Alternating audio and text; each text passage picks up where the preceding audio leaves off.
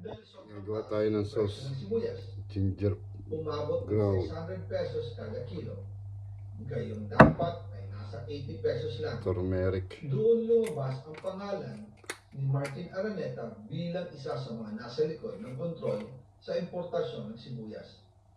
Pero hindi po natuloy ang investigasyon.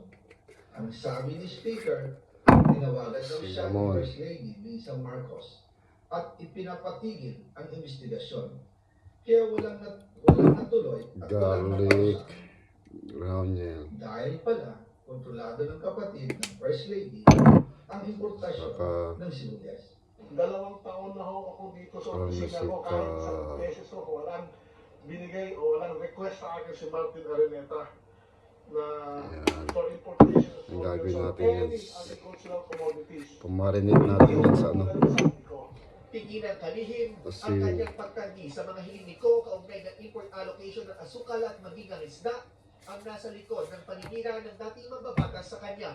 Naramdaman ko na galit na si Sandy sa akin. paminta. At gumagawa na siya ng hakbang to destroy my credibility. Kapit patalim na yan. Wala nang mapuntahan. Lahat. Yan. See you later, guys.